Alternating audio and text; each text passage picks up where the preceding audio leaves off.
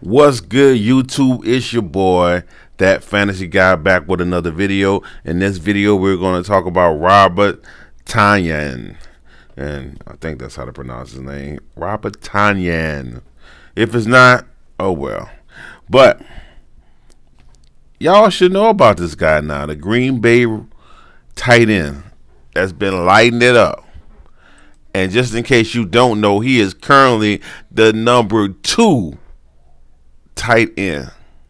Tight end number 2 overall in fantasy points, PPR. Gotta love it. Right behind Kelsey. And even if you did average his points per average, he still would be the number 4.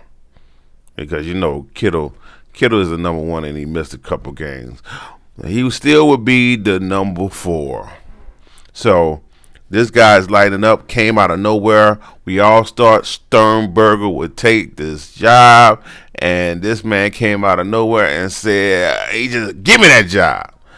And it seems like he had more of a connection with Rodgers, and he has surprised me. So I had to go ahead and do my research on this guy. Back in college, he was a quarterback for the first 3 years. And then he switched to tight end. This guy is 6'5", 237, and that is the only reason from his weight he doesn't fit into my prototype perfectly. You know, as far as the athletics, he meets it. You know, he fits into my prototype model athletically. It's just he is 7 pounds short, and who knows, because the height and weight I have is when he first came into the league. He might have gained 10 pounds, and he probably fit in there perfectly. I'm just going to give him the benefit of the doubt because of his production.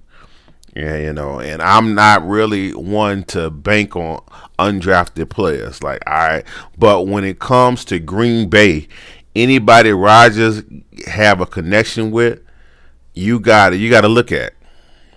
Because guess what? Sternberger may never, unless Tonyan get hurt, may never get a chance. And you know, and I believe in Sternberger skills. Like, you know, I had him ranked high in the 2019 draft. Like, I believe in his skills overall. He's a good tight end. But this guy came out of nowhere. And when I went back and looked at his college tape, he is known for his one-handed catches. You know, he tracks the ball well. He's an end zone threat, and he can get yak anytime you give him an opportunity. So, I mean, hey, I'm all in on this guy. Like, I picked him up wherever I can. You know, it's probably too late for you to pick him up on waiver wires unless your league trash. If he's still out on waiver wires on your league is trash. You know, I don't care if you in an 8-man league. Damn it. I just said he's the second. He averages the second amount of points when it comes to tight end. So your league is trash if he's on a waiver wire. Just like that. Now, of course, I'm talking about Redraft League because Dynasty owners are savvy. And most of the times we play tight end premium. So we picking them up. I mean, he might have one game and we pick him up. Like, we don't even give him a chance to have a second game and we be picking him up. Like, it's crazy. Now, as far as trying to acquire this guy from another team, is it worth it? If it's not tight end premium, I don't know. Like, I don't know what kind of piece you'll put together, because if someone picked him up and don't have another good tight end, like if this is their only good tight end, I think he would cost too much and it's not worth it if it's not tight end premium. It's not even worth it. Now, if he have another tight end he can start, then sure, you know, because at the end of the day, his value is not as high as it can go because we don't know how much he will produce when a healthy Davante Adams is on the field.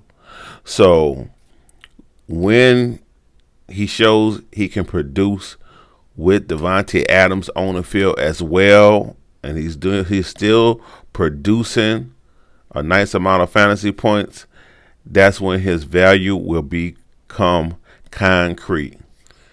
Now, I believe in this guy, so I would tell you to go out and get him. You know, if this was another team when it comes to undrafted tight end, then I wouldn't even trust it. Like when next year fall around, I'm talking about Dynasty now, but Dynasty, I'll say go get him. You know, it might cost you as high as a second rounder. Why not bank on it? Like at least you'll be getting the production this year. You know, if you're a contender, go get him. This might be the.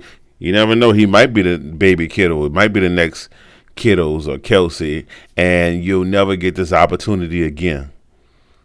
So why not risk it? Pay a second round and get him because if he's to stay, he started producing well with Devontae Adams and Dynasty owners feel he's here to stay. Then in a tight end premium league, he's not going for nothing less than a first. Like you might as well forget it. So I might send out some offers today. Of course, I'm gonna throw out a third or 2/3 or a third in a player. But if I see a team is desperate and like a tight end is what I really need, then I'm gonna send out that second for those teams. As if those trades get rejected, which they probably will because Dynasty owners, like I said, is pretty savvy. And that's it when it comes to Robert Tonyan. I'm out. Till next time. Peace.